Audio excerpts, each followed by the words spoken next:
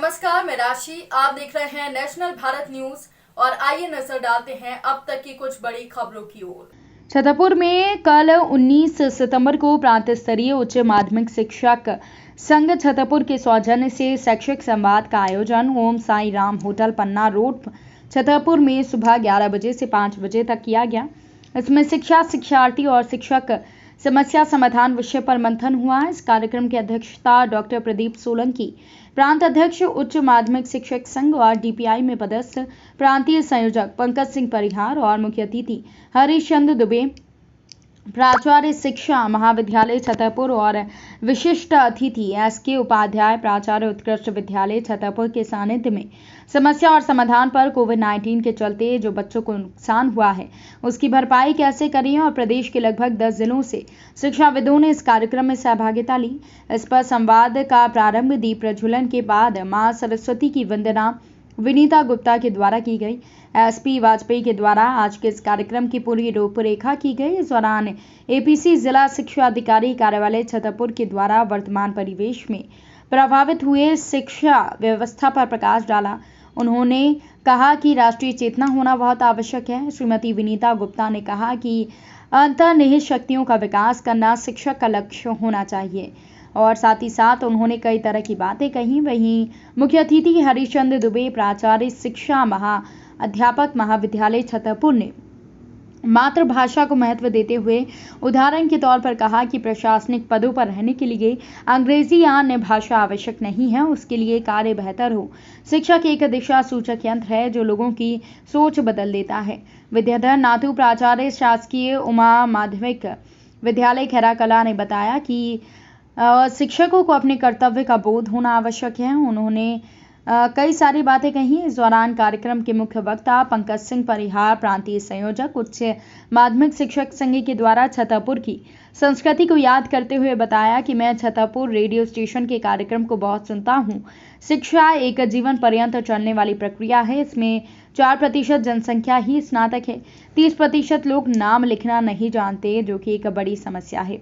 लक्ष्मीकांत पटेल जिलाध्यक्ष ने इस पहल को सराहनीय बताया और वहीं जिलाध्यक्ष पन्ना रमेश प्रसाद पटेल ने कहा कि उच्च माध्यमिक शिक्षक संघ के जिलाध्यक्ष डॉक्टर आरबी पटेल का कार्य शिक्षा जगत के लिए मील का पत्थर साबित होगा। कार्यक्रम का संचालन नीरज खरे, जिला सचिव धर्मेंद्र सिंह वर्मा ने किया। इस दौरान छतरपुर टीम की सराहना करने की द्वितीय टीम में उत्कृष्ट कार्य करने वाले शिक्षकों, पत्रकारों, स्वास्थ्य कार्यकर्ताओं, निस्वार्थ भाव से काम करने के लिए पत्रकार मुकेश मिश्रा और इंजीनियर्स को प्रशस्ति पत्र देकर सम्मानित किया। इस दौरान यहां पर हरिशंकर जोशी, एमएल अहिरवार, राजेश गुप्ता, आरएस गुप्ता, राजेश कुमार त्रिपाठी, वीरेंद्र कुमार यादव, बिहारी लाल प्रजापति, एमपी राही, गौरीशंकर विश्वकर्मा, ब्लॉक अध्यक्ष बिजावर दशरथ असाटी के साथ तमाम लोग उपस्थित थे।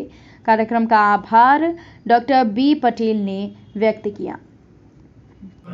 तो हम भी रोक गए कि सुने क्या बोल रहे हैं, तो वो बोल रहे थे कि अपराध नहीं करना चाहिए, चोरी नहीं करना चाहिए।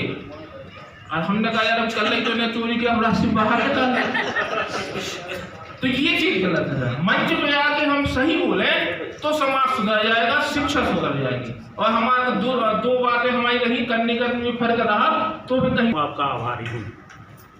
मैं शिक्षक, शिक्षार्थी, शिक्षा अभिभावक को और जो जोड़ने की बात कही वो वास्तव में सही है।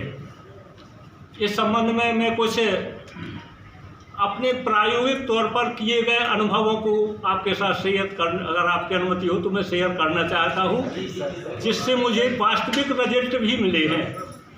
मैं 1976 में मैंने महाराजा महाविद्यालय से एमए ज्योग्राफी से किया था और हम 2 मित्र थे। तो दोनों मित्रों में हमारे श्री साथी थे रामकृष्ण गुप्ता और अंतर्राष्ट्रीय स्तर पर छतरपुर को प्रतिष्ठित करने वाले खजुराहो शहर की नगरी में सभी विद्वतजनों ने मुझे बुलाया, मेरा सम्मान किया और अब मुझे बोलने का अवसर दिया। इसके लिए मैं आप सभी का हृदय से आभारी हूँ और मैं बहुत धन्यवाद करता हूँ कि आप सभी ने एक जटिल विषय को आज इस चर्चा में चुना। वैसे मैं आपको बता दूँ कि मेरा बचपन रेडियो के प्रति स्नेही रहा है और छतरपुर का रेडियो स्टेशन मैं जरूर याद करूंगा। छतरपुर के रेडियो स्टेशन को सुनते वो भिंड जिले के लाहार के वो बुंदेलखंड का पहुंच नदी का बेल्ट है, चंबल के पीड़ों का बेल्ट है, वहाँ भी छतरपुर का रेडियो स्टेशन सुनाई देता है और मैंने उस पर सुना है। और यहाँ से पटेरिया जी को हम वहाँ तक अपने जितने मेले थे उनमें जरूर बुलाते थे और उन मेलों में हमने उनको सुना है। तो हम तो यार वास्तव में वही सुनने तो ये मैं थोड़ा सा आपसे चर्चा करना चाहती हूँ। निश्चित रूप से शिक्षा प्रदान करना, शिक्षार्थी को कैसे मेंटेन करना और उन्हें एक अच्छा व्यक्ति बनाना, ये वास्तव में हमारे समक्ष बहुत बड़ी चुनौती है। लेकिन जहाँ तक प्रश्न है शिक्षा का, आपको पता है कि शिक्षा एक अनवरत प्रायोजना है कि हम उनमें जो उनकी शक्तियाँ हैं, जो उनकी क्षमताएं हैं, उनको ढूंढें। एक आपके एक जो हृदय से निकली हुई आवाज़, ऐसा जीवन क्यों जीते हो, ऐसा जीवन क्यों जीते हो जिस पर खुद अधिकार नहीं, मौन सह रहे सब पीड़ाएं, करते क्यों प्रतिकार नहीं।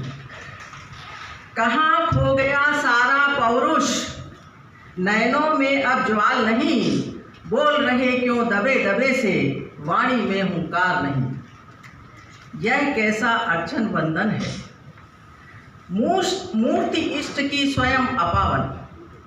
यह कैसा अर्चन बंधन है, मूर्ति इष्ट की स्वयं अपावन।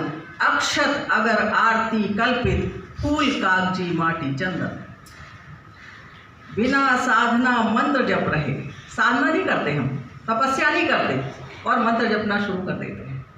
बिना साधना मंत्र जप रहे, बहुत बेसुरा वंदन गायन। ऐसा पूजन क्यों करते हो जिस पर खुद विश्वास नहीं, ऐसा जीवन क्यों जीते हो जिस पर खुद अधिकार नहीं। ज्ञान कहाँ गिरवी रखाए, आज हमारे शिक्षक में बात की कि दद्दा ने डांटा था, बाई ने डांटा, भैया से लड़ाई हुई, तो जानते उसने क्या बताया कि हमने अपनी बाई से 10 दिन पहले पैसे मांगे थे नोट कॉपी के लिए, लेकिन उन्होंने आज तक हमको पैसे नहीं दिए, इसलिए हमारे पास अभी तक कॉपी ही नहीं आई। तो हम कैसे पढ़ें। वो जब उसका फैमिली बैकग्राउंड देखा तो उसके घर में खाने को नहीं था, वो कॉपी खरीद के कैसे देता। एक्चुअल ये चिंतन है कि हमें उनको कैसे जोड़ना है। जो मैं आपसे बात कर रहा था उस पत्रकार वार्ता में मैंने पहली बात यही कही थी कि सबसे पहला धर्म शिक्षक का ये है कि वो विद्यार्थी को स्कूल लाए, वो भूल जाए कि हमको पढ़ाना क्या है। पढ़ाने की कोई आवश्यकता नहीं है। आप देखिए जापान में 10 वर्ष तक के बच्चे को बिल्कुल पढ़ाई नहीं ली जाती है, ना कोई परीक्षा ली जाती है, केवल वो स्कूल आए, बैठे और जो उसकी मर्जी हो वो करे और वापस लौट जाए। में बात रखी है मैडम गुप्ता ने, आत्मविश्लेषण की बात कही। निश्चित रूप से हम आपने एक शिक्षक का बाना पहना है और अपने मन से इसको स्वीकार किया है। जब मन से स्वीकार किया है तो हमें अपने कर्तव्यों पर, उद्देश्यों पर निश्चित रूप से खरा उतरना आवश्यक है कि भगवान जिन पर भरोसा करता है, माँ सरस्वती के चित्र के समक्ष या देवी सर्वभूतेषु विद्यारूपेण संस्था नमस्तस्यै नमस्तस्यै नमस्कार। पूजन अर्चना करते हुए हम दीप प्रज्वलित करते हैं, इसलिए कि जिस प्रकार जाती है हम अपने जीवन में निरंतर दिखाई दे, ऐसे ऊष्मा और शुभारंभ करते हुए सम्मानीय अतिथिगण, हम शासकीय अध्यापक शिक्षा महाविद्यालय शारदे माँ अज्ञानता से हमें तार दे माँ, हे शारदे माँ, हे शारदे माँ, अज्ञानता से श्वेत वर्णी कमल पे विराजे, हाथों में वीणा मुकुट सर पे साजे। तू श्वेत हाथों में वीणा मुकुट सर पे साजे।